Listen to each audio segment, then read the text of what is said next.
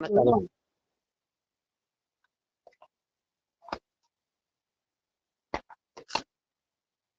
అమ్మా చదవండి చదవండి.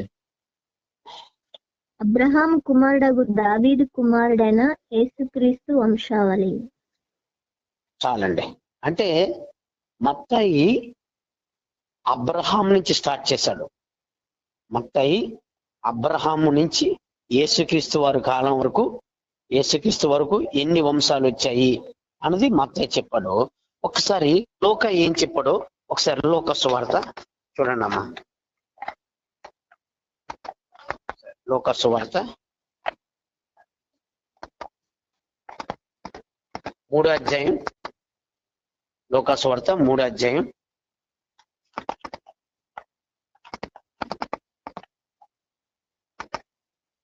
8వ వచనం. లూకా సువార్త 3వ అధ్యాయం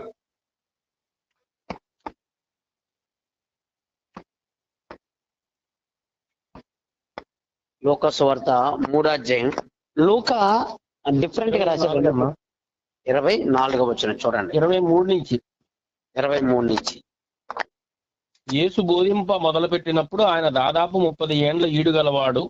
ఆయన యోసేపు కుమారుడని ఎంచబడెను. యోసేపు హేలీకి, హేలీ మత్తతుకు, మత్తత్తు లేవికి, లేవి మిల్కీకి, మిల్కీ మిల్కీ అన్నకు, ఎన్న యోసేపు మత్తతికి. అలా కిందకు వచ్చేయండి అన్న. అలా కిందకి వెళ్ళిపోతే కేనాను ఏనోషుకు, ఏనోషు షేతుకు, షేతు ఆదాముకు, ఆదాము దేవునికి కుమారుడు. అంటే లోక ఏంటి దేవుడి దగ్గర నుంచి, అంటే ఆదాము దగ్గర నుంచి, ఆదాము దేవుని కుమారుడు. ఆదాము నుంచి యేసుక్రీస్తు వరకు రాశాడు ఎవరు? లూకా గారు. మన మత్తయ్య గారు అయితే అబ్రహాం నుంచి ప్రారంభించారు. ఈ రెండింటికి వేరియేషన్ ఏంటంటే లూకా గారు వచ్చేసి ఆయన మనిషి కుమారుడు. లూకా గారు వచ్చేసి ఏ ఆలోచనతో రాశారంటే ఆయన మనిషి కుమారుడు. ఆయన మనిషి కూడా అంటే ఆదాము దేవుని కుమారుడు. ఆదాము ఒక మనిషే కదా. ఆదాము నుంచి, మనిషి నుంచి వచ్చిన వాడు నరులకి దేవునికి మధ్యవర్తి యేసుక్రీస్తు నరుడు అని మాట్లాడాడు కదా. అంటే ఇక్కడ మనం ఆలోచిస్తే లూకా గారు యొక్క ఆలోచన అంతా ఏంటంటే ఆయన మనిషి కుమారుడు, కంప్లీట్ గా ఆయన మనిషి కుమారుడు అనే ఉద్దేశాన్ని తెలియజేస్తున్నాడు. మత్తయి అయితే మాత్రం ఈయన మామూలు వ్యక్తి కాదు. ఈయన వాగ్దాన పురుషుడు, ఈయన వాగ్దాన సంతానం అన్న తెలియజేయాలనే ఉద్దేశంతో అబ్రహాం నుంచి స్టార్ట్ చేశాడు. అబ్రహాం నుంచి స్టార్ట్ చేస్తూ మీరు ఒకసారి దీనికి తేడా అదేనండి. మీకు అర్థమైందో లేదో తెలియదు, కానీ మిమ్మల్ని అడిగినప్పుడు మీరు చెప్పగలగాలి ఈ అర్థం. మత్తయి సువార్తలో వంశావళికి, మార్కు సువార్తలో వంశావళికి తేడా. మత్తయి అయితే సువార్త అంతా కూడా ఎక్కువ శాతం యేసుప్రభు వారు యూదులకు రాజు అని తెలియజేయాలనే ఉద్దేశంతో రాశారు మత్తయి గారు. అదే లూకా గారు అయితే గ్రీకులకు రాశారండి, గ్రీసు దేశస్తులకి. ఎందుకంటే ఇనిషియల్ గా లూకా గారు గ్రీసు దేశస్తుడు. ఆయన వైద్యుడు, లూకా గారు డాక్టరు. దాంతో పాటు కూడా ఆయన గ్రీకులు ఎక్కువగా తత్వజ్ఞానం కలిగిన వారు. ఆత్మను నమ్మరు, తక్కువ ఆత్మను నమ్మడం వారు. ఆత్మను నమ్మడం తక్కువ. వాయిస్ క్లారిటీ ఉంది కదండి? బానే ఉందన్న. వాయిస్ క్లారిటీ మిస్ అయితే నాకు చెప్పండి దయచేసి.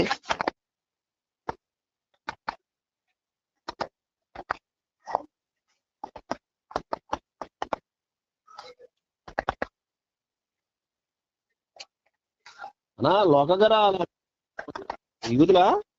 అన్నా లోక గారు అమ్మగారు యూదులా? లూకా గారు వాళ్ళ అమ్మగారు. లూకా గారు అమ్మగారి గురించి నాకు ఐడియా లేదన్నా.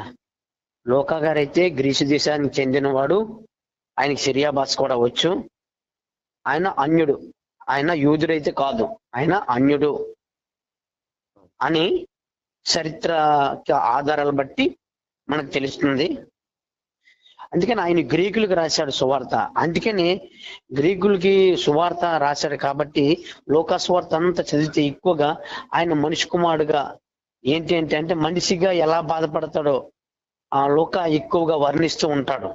దాంతో పాటు కూడా ఆయన లూకా సువార్తలో మనము ఆయన డాక్టర్ యొక్క శైలిని కూడా మనం చూడగలుగుతాం. అంటే డాక్టర్ గారి యొక్క శైలి అంటే ఒక జబ్బుని వివరించేటప్పుడు మత్తయి అయితే పేతురు గారికి అత్తగారు జ్వరంతో బాధపడ్డారు అని రాశారు. అదే లూకా గారు అయితే పేతురు వాళ్ళ అత్తగారు తీవ్రమైన జ్వరంతో బాధపడ్డారని మత్తయి తెలియజేశాడు. లూకా అయితే తీవ్రమైన జ్వరం, అంటే జ్వరం ఎలాగుందో కూడా ఎవరు చెప్పగలరు? డాక్టర్ గారు చెప్పగలరు. కాబట్టి జబ్బుల్ని విశ్లేషించాడు.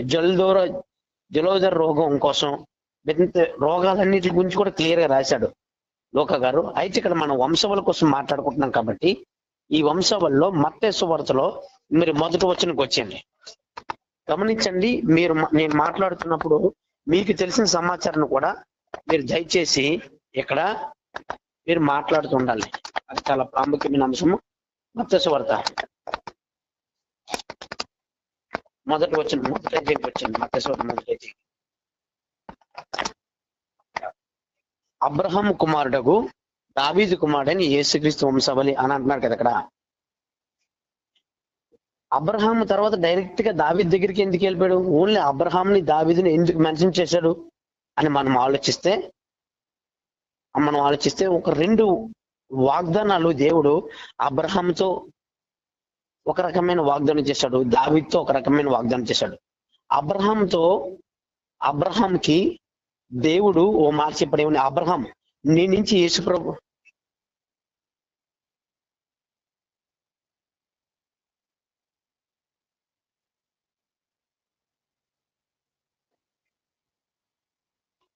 అబ్రహాము కుమారుడైన దావీదు కుమారుడిని యేసుక్రీస్తు వంశావళి అని అబ్రహాంని దావీదుని మెన్షన్ చేశాడు. మధ్యలో ఎవరిని మెన్షన్ చేయలేదు.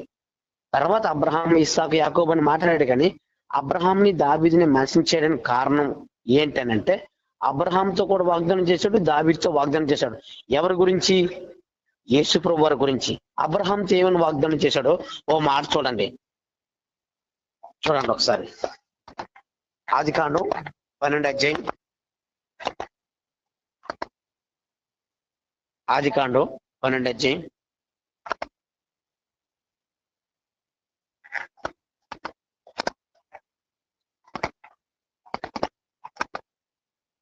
చూసారా? ఆదికాండం 12వ అధ్యాయం.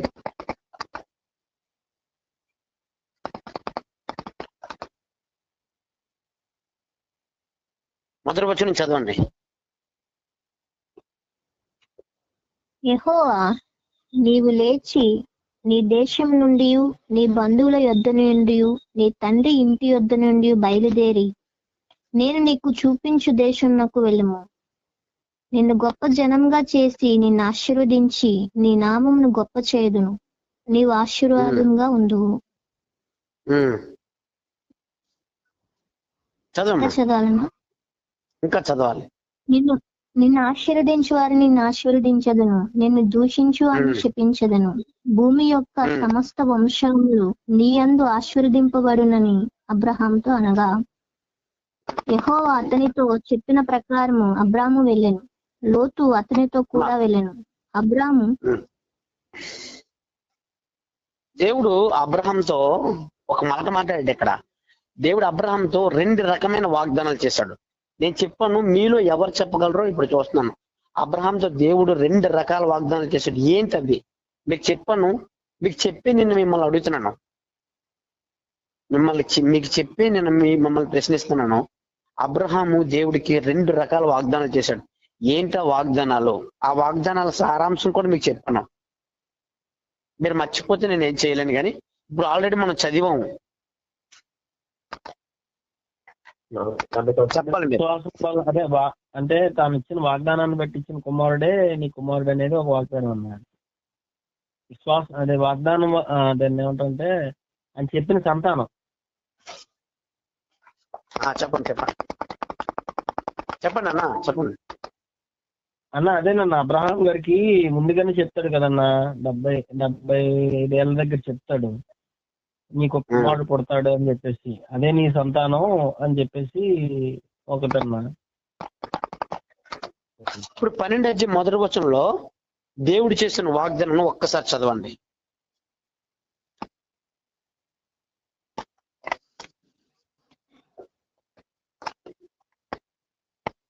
యెహోవా రెండో నీవు వచనం. లేచి ఆ, ఆ, నీవు నీ లేచి దేశం నుండి నీ బంధువుల యొద్ద నుండి నీ తండ్రి ఇంటి నుండి బయలుదేరి నేను నీకు ఉమ్, చూపించు దేశంలో వెళ్ళము. నిన్ను వెళ్ళు. గొప్ప జనంగా చేసి నిన్ను ఆశీర్వదించి నిన్ను గొప్ప జనంగా చేస్తాను, నిన్ను ఆశీర్వదిస్తాను. ఆ, నీ నామమును గొప్ప చేయుదును, ఆ, నీవు ఆశీర్వాదంగా ఉండువు. ఓకే. ఆ తర్వాత ఇప్పుడు చదవబోతుంది నిన్ను కదా, ఆశ- ఇది చాలా ఇంపార్టెంట్. ఇది చాలా ఇంపార్టెంట్. నిన్ను ఆశీర్వదించు వారిని ఆశీర్వదించదను, నిన్ను దూషించు వారిని శపించదను. భూమి యొక్క సమస్త వంశావళులు నీ యందు ఆశీర్వదించబడనని అబ్రాముతో అన్నాడు. భూమి యొక్క సమస్త వంశములు నీ యందు ఆశీర్వదించబడను. భూమి యొక్క సమస్త వంశాలు అని అంటే మనం కూడా అందులో ఉన్నాం. భూమి యొక్క సమస్త అంటే భూలోకంలో ఉన్న అన్ని వంశాల వారు కూడా భూమి యొక్క సమస్త వంశములు నీ యందు ఆశీర్వదించబడతాయి. అబ్రహాం యందు సమస్త వంశాలు కూడా ఆశీర్వదించబడతాయట. ఇదొక వాగ్దానం. మరొక వాగ్దానం ఏంటంటే, అంటే ఈ యొక్క వాగ్దానానికి అర్థం ఏంటంటే, అబ్రహాం నీ ద్వారా భూమి మీద ఉన్న సమస్త వంశాలు ఆశీర్వదించబడతాయి అని అంటున్నాడు. ఎలా ఆశీర్వదించబడ్డాయి అని ఆలోచిస్తే దీనికి అర్థం ఏంటంటే, అబ్రహాంకి 2 వాగ్దానాలు చేశాను కదా, ఒకటి 3వ వాగ్దానం, 4 వాగ్దానాలు ఇలా చెప్పుకుంటూ పొడితే మనం ఇంకొక వాగ్దానం ఏంటంటే, అబ్రహాం నీ సంతానానికి, ఆ మాట అక్కడ చూడండి, అబ్రహాం నీ సంతానానికి ఈ కనాన్ దేశాన్ని స్వాస్థ్యంగా ఇస్తానన్నాడు.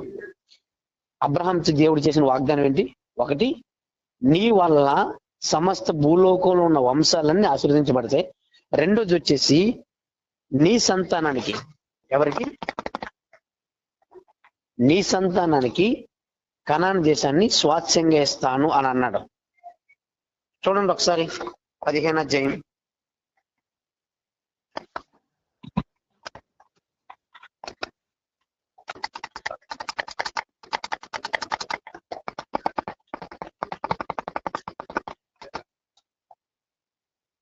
అధ్యాయంలో ఈ మాట మాట్లాడతారు. చూడండి ఒకసారి.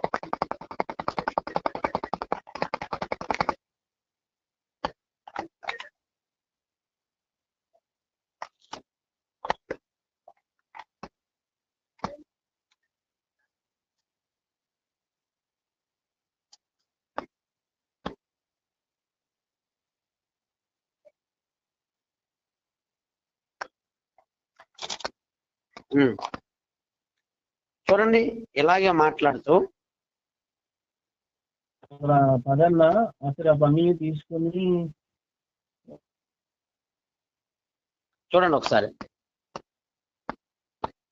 అసలు ఉందన్న 5వ వచనం, 15:5. మరియు ఆయన వెలుపలికి అతను తీసుకుని వచ్చి నీవు ఆకాశం వైపు తేరి చూచి నక్షత్రం లెక్కించుటకు నీ చేతనైతే లెక్కించమని చెప్పి నీ సంతానము అలాగునని చెప్పాను. అతడు యెహోవా నన్ను. ఒక్కసారి ఆగండి. అబ్రహాం యొక్క సంతానం అట ఆకాశ నక్షత్రాలు అంత అయిపోయిందట. అబ్రహాం సంతానం ఎవరండి? ఇశ్రాయేలే కదా. వాళ్ళు చూస్తే ఎందుకు వచ్చి భూమి, ఆ ఆకాశ నక్షత్రాలు అంత ఎలాగైపోయారు? మీరు గమనిస్తున్నారా? ఇందాక 12వ అధ్యాయంలో భూలోకంలో ఉన్న సమస్త వంశాలు నీ వలన ఆశీర్వదించబడతాయి అంటున్నాడు. రెండోది వచ్చేసి ఆకాశ నక్షత్రాలను చూడు అబ్రహాం, నువ్వు పిల్లలు లేరని బాధపడుతున్నావు కదా, నీ కడుపువాసం నుంచి వచ్చిన వారిని నేను ఆకాశ నక్షత్రాలైన సరే లెక్క పెట్టగలేమో కానీ నీ సంతానాన్ని లెక్క పెట్టలేం, అంత గొప్ప సంతానాన్ని నేను నీకు ఇస్తాను అని అంటున్నాడు. గుర్తించుకోండి. ఇలాగే ఇక్కడ గుర్తించుకోండి. 17వ అధ్యాయంలో కూడా మరొక వాగ్దానం. ఇదంతా ఎందుకు మాట్లాడుతున్నామంటే, మనం మత్తయి సువార్తలో దేవుడు అబ్రహాము అని మాట్లాడాడు కదా, అబ్రహాంకి యేసుక్రీస్తు వారికి లింక్ చూస్తున్నాం ఇక్కడ. ఈ రెఫరెన్స్ ఎందుకు చూస్తున్నామంటే, అబ్రహాంకి యేసుక్రీస్తు వారికి కనెక్షన్. అబ్రహాంతో చెప్పాడు దేవుడు, యేసు ప్రభు వారు నీళ్ళు అబ్రహాం నీ నుంచి యేసుక్రీస్తు వస్తాడు, యేసుక్రీస్తు ద్వారా వీళ్ళందరూ కూడా ఆశీర్వదించబడతారు. యేసుక్రీస్తు ద్వారానే మనందరూ ఆశీర్వదించబడ్డామా లేదా? యేసుక్రీస్తు ద్వారానే కదా మనందరూ ఆశీర్వదించబడ్డాం, అవునా? యేసు ప్రభు వారి ద్వారానే అబ్రహాము ద్వారా భూలోకంలో ఉన్న సమస్త వంశాలు ఆశీర్వాదం ఎలాగొచ్చింది అంటే సువార్త ద్వారా ఆశీర్వాదం వెళ్ళింది. సువార్త ఆశీర్వాదమా కాదా? రోమపత్రిక 15 అధ్యాయాలు అంటాడు, సువార్త ఆశీర్వాదం నుంచి మీ దగ్గరికి వస్తానంటాడు. అసలు ఆశీర్వాదం ఆశీర్వాదం ఆశీర్వాదం అని అంటే పిల్లల్ని ఇవ్వడం, బట్టలు ఇవ్వడం, జాబ్ ఇవ్వడం, ప్రెగ్నెంట్ ఇవ్వడం, పెళ్లి అవ్వడం, అప్పులు తీరడం, ఇది ఆశీర్వాదం అనుకుంటున్న వాళ్ళతో దేవుడు అంటున్న మాట ఏంటంటే అసలైన ఆశీర్వాదం సువార్తేరా బాబని. అలాగా వాళ్ళ ద్వారా సమస్త వంశాలు ఆశీర్వదించబడతాయి అని అన్నాడు. ఇప్పుడు 17 అధ్యాయం చూడండి ఒకసారి. ఇలాగే ఏమంటే అర్థమవుతుందా? కొంచెం అంటే సబ్జెక్టు లోకి నేను కొంచెం తీసుకెళ్తున్నాను అనమాట.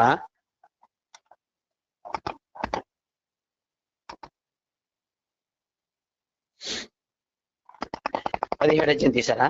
పిల్లలు ఏం పట్టాలి?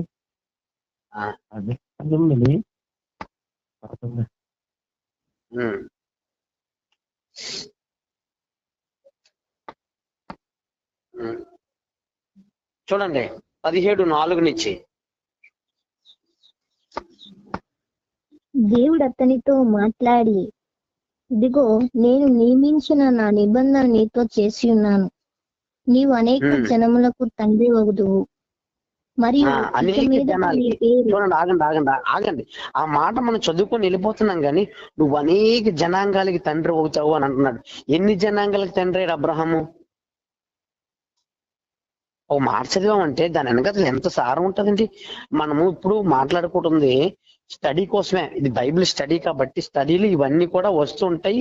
మీరు మ్యాటర్ ని క్యాప్చర్ చేస్తూ మనం ఏ కంటెంట్ తో ఇదంతా చేస్తున్నామంటే అబ్రహాం కుమారుడైన దావీదు కుమారుడని యేసుక్రీస్తు వారి వంశావళి అన్నాడు కాబట్టి అబ్రహాంని దావీదుని మెన్షన్ చేసి డైరెక్ట్ గా ఇది యేసుక్రీస్తు వంశావళి అంటున్నాడంటే అబ్రహాంకి యేసుక్రీస్తు వారికి లింకు ఎదుగుతున్నాం. అబ్రహాంకి యేసుక్రీస్తు వారికి లింక్ ఎలా కుదిరిందని. ఓకే, తర్వాత ఇస్సాక్ గాని యాకోబు గురించి కానీ మోషే గురించి కానీ ఎవరితో మాట్లాడలేదు, అబ్రహాంతో మాట్లాడుతూ అంటున్నాడు అబ్రహాం నీ వల్ల అనేక చూడమ్మ ఆ మాట చదువు.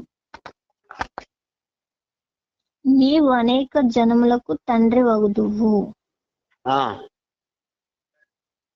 నువ్వు అనేక జనాలకు తండ్రి వగుదు. ఇక మీదట నీ పేరు అబ్రాము అనబడదు, నిన్ను అనేక జనములకు తండ్రినిగా నియమించిన గనుక నీ పేరు అబ్రహాము అనబడును. నీవు అత్యధికంగా సంతానాభివృద్ధి కలుగజేసి నీలో నుండి జనములు వచ్చినట్లు నియమించుదును, రాజులను నీలో నుండి వచ్చెదరు. చూడండి, రాజులు కూడా నీలోంచి వస్తారు అని అంటున్నాడు. రాజులు కూడా నీలోంచి వస్తారు అంటున్నాడు. అంటే అబ్రహాము ఇందాక మనం మాట్లాడు జనాంగాలు వస్తాయన్నారు కదా, అబ్రహాం నుంచి ఏ జనాంగాలు వచ్చి చెప్పండి ఒకసారి. ఒకటి అబ్రహాం నుంచి వచ్చిన మొదటి జనాంగం ఇస్రాయేలీలు, ఇంకా ఇస్మాయిలీలు అంటే ముస్లింస్, ఇంకా సంతానం చెప్తున్నా. ఎవరన్నా సంతానం చెప్పండి. కెతూర సంతానంలో మిద్యానీయులు, ఇంకా అషూరీలు, ఇంకా మరి ఏదోము వంశం వారు ఉన్నారా? ఏదోమీలు. తర్వాత ఏదోము నుంచి వచ్చిన అమాలేకు ఉన్నాడా? అమాలేకీలు. ఎక్కడికి ఇంచుమించు మనం ఎన్ని వంశాలు లెక్క పెట్టాం? ఎన్ని జనాంగాలు? 7 జనాంగాలు లెక్క పెట్టాం, అవునా? ఇంకా ఆ కెతూర వంశంలో ఒక్కొక్కరిని కనుక మనం తీయగలిగితే ఇంకా వాళ్ళు కూడా జనాంగాలుగా నిలబడతారు. మనం చూసుకుంది ఇవి శరీర సంబంధమైన జనాంగాలు అబ్రహాంకి. కానీ మనకి అబ్రహాంకి లింక్ ఏంటంటే యేసుక్రీస్తు ద్వారా దేవుడు విశ్వాసం ద్వారా మనకి అబ్రహాం తండ్రి అయ్యాడు. విశ్వాసం ద్వారా అబ్రహాము మనకి తండ్రి అయ్యాడు. అయితే నీలోంచి రాజులు వస్తాడు కదా, ఆ రాజు వస్తాడు అంటున్నా కదా, రాజు వస్తాడు అంటున్నాడు భూలోకంలో. ఈ మాటని ఇలాగే ఈ మాటని ఇప్పుడు మీకు కొంత మ్యాటర్ అర్థమైంది కదా. ఇప్పుడు మనం కొంచెం డెప్త్ లోకి వెళ్ళబోతున్నాం, అర్థం చేసుకుని ప్రయత్నించండి. కొంచెం సబ్జెక్ట్ చెప్తున్నప్పుడు మనకి బుర్ర గోకుంటుంటాం స్టార్టింగ్ కాబట్టి కొంచెం ఇబ్బంది కనిపిస్తుంది. ఈ కంటెంట్ ఇలా బుర్రలో పెట్టుకొని మనం కొంచెం టఫ్ సబ్జెక్ట్లకు వెళ్ళబోతున్నాం. గలతీ పత్రిక వెళ్దాం ఒకసారి. గలతీ పత్రిక వెళ్దాం. ఇదే మాట గలతీ పత్రిక 3వ అధ్యాయంలో పౌలు గారు మాట్లాడతారండి. గలతీ పత్రిక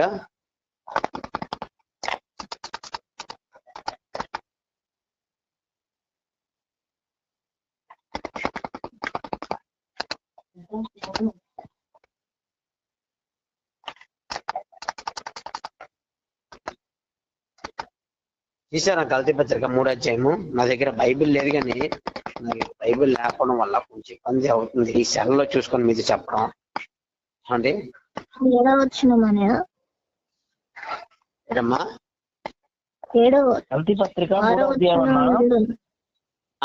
6వ వచనం చూడండి.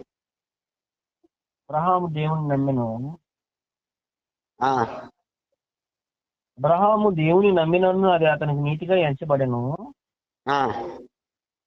కాబట్టి విశ్వాస సంబంధులే అబ్రహాం కుమారులని మీరు తెలుసుకున్నది.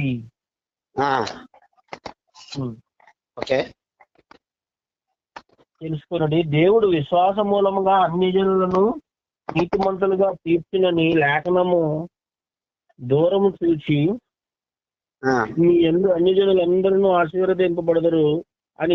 అన్యజనులు దేవుడు విశ్వాస మూలంగా అన్యజనులను నీతిమంతులుగా తీర్చునని లేఖనం ముందుగా సూచి. మనకి ఇది ఎక్కడ లేఖనం? ఈ లేఖనం ఎక్కడిది? ఈ లేఖనం ఏ లేఖనం? అదే ఆదికాండం 12వ అధ్యాయంలో భూలోకంలో సమస్త వంశాలన్నీ కూడా ఆశీర్వదించబడతాయి అన్నాడు కదా. వాళ్ళు అన్యజనులు అంటే మనమే. చదవండి. నీ యందు అన్యజనులందరూ ఆశీర్వదింపబడదని అబ్రహామునకు సువార్తను ముందుగా ప్రకటించను. సరే, అంటే మనందరం కూడా అబ్రహాం యొక్క గర్భవాసం ద్వారా యేసుక్రీస్తు వారికి కనెక్ట్ అయ్యాం అంటే యేసుక్రీస్తు వారికి మనం కనెక్ట్ అయ్యాం. ఎందుకనంటే దీన్ని 16 వచనం చూడండి. ఇప్పుడు అదే అధ్యాయం 16. అబ్రహామునకు అతని సంతానమునకు వాగ్దానం. కొంచెం స్లో చదవాలి ఇక్కడ. అబ్రహామునకును అతని సంతానమునకును వాగ్దానములు చేయబడిన ఆయన అనేకులను గుర్చి అన్నట్టు అని చెప్పక ముందు పైన అన్నాడు, అబ్రహామునకు అతని సంతానమునకు వాగ్దానములు చేయబడిను. ఆయన అనేకులను గూర్చి అన్నట్టు సంతానములకు అని చెప్పక ఒకని గూర్చి అన్నట్టే నీ సంతానమునకు అనెను. క్రీస్తే. అది చూసారు ఇక్కడ ఈ మాటకి మరి కొంచెం కష్టంగా అర్థం కానట్లు ఉంటది అని అన్నాను కదా. ఇదే మ్యాటర్. అంటే అబ్రహాంకి యేసుక్రీస్తు వారికి అంటే భూలోకంలో సమస్త వంశాలన్నీ, మనకి అబ్రహాంకి ఎటువంటి సంబంధం లేదండి. ఎందుకంటే అబ్రహాం హెబ్రీయుడు, ఆ తర్వాత అతను ఇశ్రాయేల్ అనుకోవచ్చు కావాలంటే. అతనికి మనకి ఎటువంటి, అతని దేశం మనది కాదు, మన దేశం అతనిది కాదు. అతనికి మనకి శరీర సంబంధం ఎటువంటి ఇది లేదు. కానీ దేవుడు ఏమంటున్నాడంటే భూలోకంలో ఉన్న సమస్త వంశాలు అబ్రహాం ద్వారా ఆశీర్వదించబడతాయి అని అన్నాడు కదా. ఆశీర్వదించబడతాయి అన్నాడు కదా. అందుకని అంటే సమస్త వంశంలో ఆయన ద్వారా ఆశీర్వదించబడ్డా అంటే ఎలాగా? ఆయన సంతానం మనం కాదు. ఏదో ఇశ్రాయేల్లో ఆశీర్వదించబడ్డారంటే ఏమో, కానీ ఇంకో మాట చూస్తుంటే ఆయన యొక్క సంతానం ఆకాశ నక్షత్రాల వల్లే అవుతుంది అని అన్నాడు. వీళ్ళు చూస్తే 20 లక్షల మంది 30 లక్షల మంది ఉన్నారు గట్టిగా అయితే, ఇంకా గట్టిగా అయితే 50 లక్షల మంది. ఇదేమో ఆకాశ నక్షత్రాల సంతానం అంటున్నాడు. ఏమిటి అర్థమవుతుందా నేను మాట్లాడుతుంది?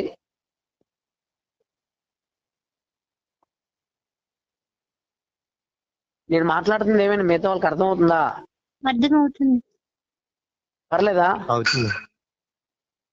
అంటే కొంచెం సబ్జెక్ట్ లోకి వెళ్తున్నప్పుడు ఆ సబ్జెక్ట్ మీద కనుక మన మనస్సు మన ఆలోచన లేదనుకోండి అర్థం కాదు. ఇదేటా బుర్ర తింటున్నాడు అని అనిపిస్తుంటది. అందుకని నేను ప్రతిసారి అడుగుతున్నాను అనమాట. అంటే ఇక్కడ మనం ఆలోచించవలసింది, అబ్రహాంకి మనకి లింక్ కలుపుతున్నాడు ఎలాగా? ఆత్మ ద్వారా. యేసుక్రీస్తు వారికి మనకి శరీర సంబంధమైన రిలేషన్ లేదు. యేసుప్రభు వారికి మనకి ఎటువంటి శరీర సంబంధ రిలేషన్ లేదు, కానీ ఆత్మ ద్వారా మనందరూ కూడా యేసుప్రభు వారికి కనెక్ట్ అయిపోయాం. అవునా? అలాగే ఇప్పుడు అబ్రహాంకి మనకి సంబంధం ఏంటంటే, అబ్రహాము విశ్వాసులకు తండ్రి అని, అబ్రహాంని విశ్వాసులకు తండ్రి అని, కానీ విశ్వాసం ద్వారా అబ్రహాము నీతిమంతుడు, అబ్రహాంని దేవుడు నీతిమంతుడు అని అన్నాడు. ఆ నీతిమంతుడు అన్న మాట సున్నతి చేసుకోక ముందు అన్నాడా, సున్నతి చేసుకున్న తర్వాత అన్నాడా? ఇదొక గొడవ. దీనికి మనకి లింక్ ఉంటది. చెప్పాలి మీరు. అబ్రహాముకి అబ్రహాము దేవుడు, నువ్వు అబ్రహాము దేవుడిని నమ్మను, అది అతనికి నీతిగా ఎంచబడను అని అన్నాడు కదా. ఆ నీతిగా ఎంచబడిన అన్నమాట మనం ఎక్కడ చూసాం? 15 అధ్యాయంలో చూసాం. అబ్రహాము నీతిమంతుడు, అతను నీతిమంతుడు అన్నమాట 15 అధ్యాయంలో అయితే, ఆయన సున్నతి ఎన్ని అధ్యాయంలో జరుగుతుంది? 17 అధ్యాయంలో సున్నతి జరుగుతుంది. అంటే నీతిమంతుడుగా ఎంచబడ్డాడంటే సున్నతి చేసుకోవడం వల్ల అతను నీతిమంతుడు అవ్వలేదు, విశ్వాసం మూలంగా అతను నీతిమంతుడు అయ్యాడు. అలాగే మనం కూడా విశ్వాసం మూలంగానే మనకి అబ్రహాము తండ్రి అయ్యాడు.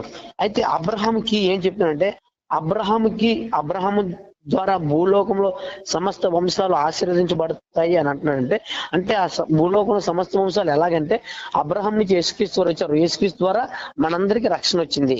మనందరం కూడా ఇప్పుడు ఆశీర్వాదం ఉన్నాం. మనం యేసుక్రీస్తు ద్వారా మనకు ఆశీర్వాదం వచ్చింది కాబట్టి మన పరలోకానికి అర్హులు అవుతున్నాం.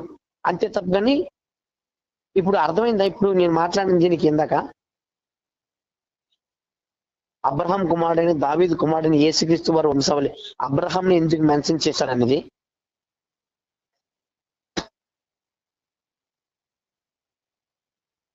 అర్థమైందా? మరొకసారి మళ్ళీ క్లారిటీ ఇవ్వాలా?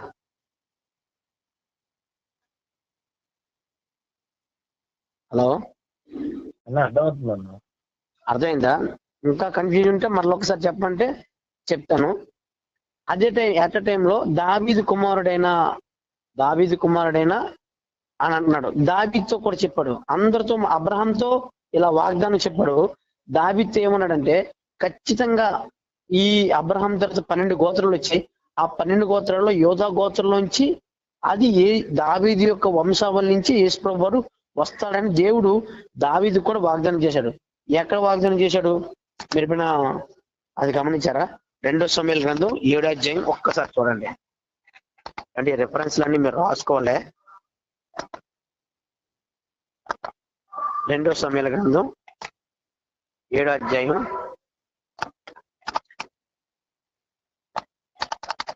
దొరికిందా మీకు? 2 సమూయేలు 7వ అధ్యాయం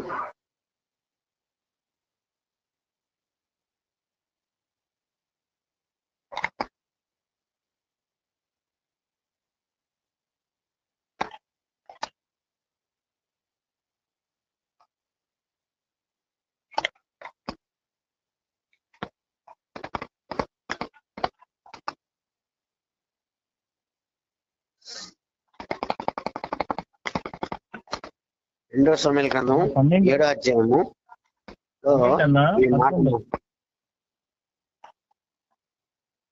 అంటే శత్రువుల మీద నీకు జయమిచ్చి నెమ్మది కలుగజేసి ఉన్నాను, మరియు యెహోవా నేను నీకు తెలియజేయను ఏమనగా. అన్న ఎన్నో వచనం చదువుతున్నారు మీరు? 7వ అధ్యాయం 11 ఓకే చదవండి. మరియు యెహోవానగు నేను నీకు తెలియజేయమంది ఏమనగా, నేను నీకు సంతానము కలుగజేయుదును, నీ దినములు సంపూర్ణములగునప్పుడు నీవు నీ పుత్రులతో కూడా నిద్రించిన తరువాత నీ గర్భంలో నుండి వచ్చిన నీ సంతతి హెచ్చించి రాజ్యమును అతనికి స్థిరపరిచెదను. నా నామము ఘనత కొరకు ఒక మందిరము కట్టించను, అతని రాజ్యము సింహాసనం నేను నిత్యమును స్థిరపరిచెదను, నేను అతని అతను నాకు కుమారుడై ఉండుడు. అంటే ఇక్కడ జరిగిన మ్యాటర్ ఏంటంటే, దావీదుకి ఒక ఆలోచన వస్తుందండి. దావీదు గొర్రెలు కాసుకున్న దావీదు సింహాసనం మీద కూర్చున్నాడు, ఏమంటే రాజు అయిపోయాడు. దేవుని యొక్క మందసం చూస్తే ప్రత్యక్ష గుడారంలో ఉండిపోయింది. ఒక చిన్న గుడారంలో దేవుడు ఉండిపోయాడు. నేను చూస్తే మహారాజు భోగం అనుభవిస్తున్నాను అంతఃపురంలో నేను ఉంటున్నా, దేవుడు మాత్రం అక్కడ ఉండిపోయాడు.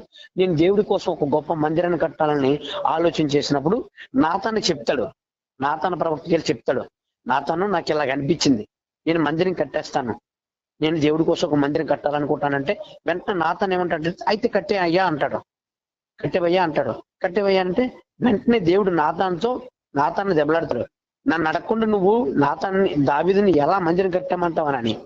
అయితే ఇప్పుడు ఏం చేయమంటావు ప్రభు అని చాలా మంది అనుకుంటారు. నాతాను ప్రవక్త చెప్తే నాతాను ప్రవక్తని దేవుడు వారిస్తాడు, అలా చేయొద్దని చెప్పు, దావీదు కట్టడానికి వీల్లేదు.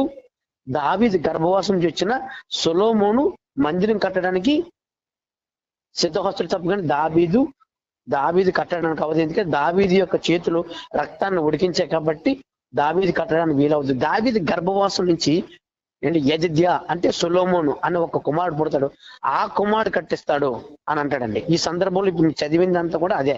అయితే ఈ యొక్క ప్రవచనం సొలొమోను కోసం రాయబడింది కదా, మనం యేసుక్రీస్తు వారికి ఎందుకు మాట్లాడుతున్నాం అని అంటే, అక్కడ మీరు చూసినప్పుడు చూడండి ఒకసారి,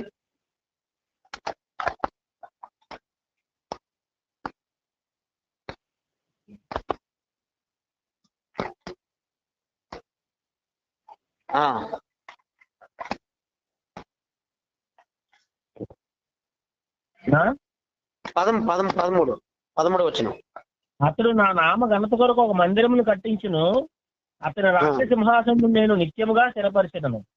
అతని రాజ్య సింహాసనం నిత్యము స్థిరపరిచెదను. నిత్యము అంటున్నాడు. సొలొమోను నిత్యము రాజ్యంలో ఉండలేదు.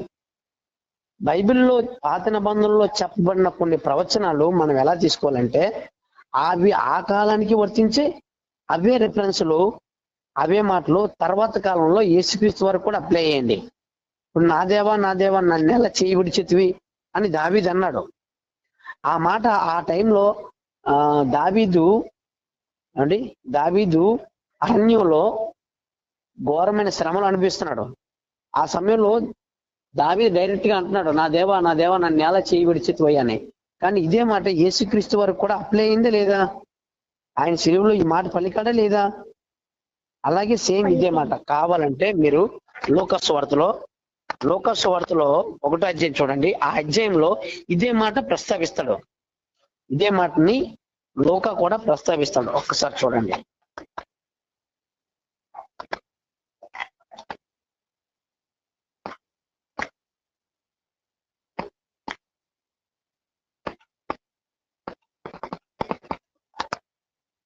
లూకాసు వార్త 1వ అధ్యాయంలో చూడండి, చాలా ప్రవచనం ఉన్నాయండి. దావీదు యొక్క వంశావళి నుంచే నేను లూకాసు 1వ అధ్యాయంలో ఉంటుంది ఆ మాట చూడండి. దావీదు ద్వారా యేసుప్రభు వారు వస్తారు, ఆయన దావీదు కుమారుడు అన్నబడతాడు, ఆయన దావీదు కుమారుడు అన్నబడతాడని.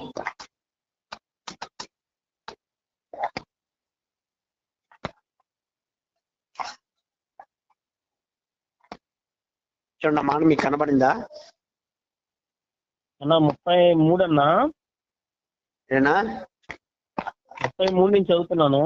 ఆయన యాకోబు వంశస్థులను యుగము ఆయన రాజ్యము అంతము లేనిదై ఉండును అని అంతా చెప్పాను. దావీదు గురించి 31 నుంచి చూస్తానా? ఇదిగో 31 చదవండి. 31 నీవు గర్భము ధరించి కుమారుని కని ఆయనకు యేసు అని పేరు పెట్టుదు. ఆయన గొప్పవాడై సర్వోన్నతని కుమారుడు అనబడును. ప్రభు అయిన దేవుడు ఆయన తండ్రి అయిన దావీదు సింహాసనం ఆయనకి ఇచ్చును. చూసారా, దూత చెబుతుంది. ఏంటి చెప్తుంది? పాత నిబంధన కాలంలో యేసు ప్రభు వారి దావీదు యొక్క సింహాసనాన్ని యేసు ప్రభు వారికి ఇస్తారు అని ముందుగానే చెప్పబడింది. అంటే రాజు అవుతాడు ఈయన, ఆయన గొప్పవాడై సర్వోన్నతిని కుమారుడు అనబడును. ప్రభు అయిన దేవుడు ఆయన తండ్రి అయిన దావీదు సింహాసనం అతనికి ఇచ్చును అని అన్నాడు. అంటే దావీదు యొక్క వంశావళి నుంచి యేసుప్రభు వారు వస్తారు, అబ్రహాం యొక్క వంశావళి నుంచి యేసుప్రభు వారు వస్తారు అనే విషయానికి వాగ్దానాలు ఉన్నాయి. ఎందుకంటే ఆయన కూడా వాగ్దాన పురుషుడు, అవునా? కాబట్టి దేవుడు అబ్రహాము కుమారుడైన మత్తయి సువార్త ఒకటో వచనంలో అబ్రహాము కుమారుడైన దావీదు కుమారుడైన యేసుక్రీస్తు వంశావళి అని రాయడానికి కారణం ఏంటనేది ఇప్పుడు చూసాం. అబ్రహాంతో కొన్ని వాగ్దానాలు చేశాడు, దావీదుతో కూడా కొన్ని వాగ్దానాలు చేశాడు. చాలా ఉన్నాయి దావీదు గురించి చెప్పాలంటే, కానీ మచ్చుకు కొన్ని చూపించాం మీకు. ఇంకా ఎక్కువ చూపిస్తే కన్ఫ్యూజ్ అయిపోతారేమో అని. ఇప్పుడు మీకు అర్థమైంది అనుకుంటాను అబ్రహాం కుమారుడైన దావీదు కుమారుడైన యేసుక్రీస్తు వంశావళిని ఎందుకు రాశాడు.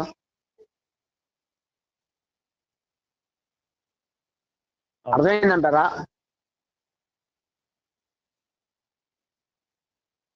అర్థమైందండి? అన్న రాజరకపు వ్యవస్థని ఆయన రాజుగా కనపరుస్తూ చూపించారు మత్తయి. అది కరెక్ట్. అది దావీదు రాజు ద్వారా ఇది తెలియజేశాడు. అబ్రహాంకేమో సంతానం. ఓకే, మరి ఈరోజుకి ఇక్కడ కావుదాం. మిగతాది రేపు మాట్లాడుకుందాం. చిన్న ప్రార్థన చేసుకుందాం. పరిశుద్ధమైన తండ్రి, ప్రేమ కలిగిన ప్రభువా, కృప కలిగిన మా దేవ, నాయన మీ ఘనమైన నామానికి వేలాది స్తుతులు స్తోత్రములు తండ్రి. ప్రభువా, వాక్యాన్ని పరిశీలిస్తుండగా ప్రభా తండ్రి, నువ్వు ఒక మాట మాట్లాడమంటే ప్రభా దాంట్లో ఎంతో అంతర్ధానం ప్రభా తండ్రి దాగి ఉంటుంది తండ్రి. నాయన అంతర్ధానాన్ని ప్రభా గ్రహించగలిగే మనసుని తండ్రి మా అందరికి అనుగ్రహించమని వేడుకుంటూ, నాయన ఈ లేఖనాన్ని గ్రహించగలిగే శక్తిని, జ్ఞానాన్ని మా అందరికి అనుగ్రహించమని వేడుకుంటూ ఇచ్చిన ప్రార్థన నజరేయుడైన యేసు నామములో అడిగి వేడుకుంటున్నాం మా కన్న తండ్రి. ఆమేన్. ఆమేన్. ఆమేన్. ఆమేన్. అందరికి వందనాలండి. ఉంటానండి. అని వందనాలు. నూకరాజన్య చెప్పారా అండి? ఏంటమ్మా? హలో నూకరాజన్య, అదే మ్యూట్ లో పెట్టి కలపమని చెప్పమని చెప్పింది కదా. ఈసారి కాల్ ఎవరికైనా కాల్ కలిపేటప్పుడు దయచేసి మ్యూట్ అనే ఆప్షన్ ఉంది కదా, ఆ మ్యూట్ లోకి వెళ్ళి కాల్ కలిపితే మధ్యలో వాయిస్ వస్తుంది కదా, ఆ వాయిస్ రాదు. ఆ వాయిస్ రావడం వల్ల రికార్డింగ్ చేసింది కాస్త ఇబ్బంది అవుతుందన్నమాట. అందుకని చెప్పని మ్యూట్ లో పెట్టి కాల్ కలపండి. ఓకేనా? మ్యూట్ లో పెట్టి కాల్ కలిపితే బాగుంటది అనేది సజెస్ట్ చేసిందన్నమాట వాణిప్రియ. ఓకేనా? దయచేసి మర్చిపోద్దు, మ్యూట్ లో పెట్టి కాల్ కలపండి. మ్యూట్ లో పెట్టి మీరు మాట్లాడినా సరే నో ప్రాబ్లం, మీ వాయిస్ ఎవరికి వినబడదు. ఓకే, ఉంటాను. డౌట్ ఉంటే మళ్ళీ కాల్ చేయండి, ఫ్రీగానే ఉంటాను నేను. ఒకవేళ మీకు ఇప్పుడు చెప్పిన దీంట్లో డౌట్ ఉంటే ఒక 1 hour కాల్ చేస్తే నేను ఫ్రీ అవుతాను, మళ్ళీ నేను మాట్లాడతాను. ఉంటాను.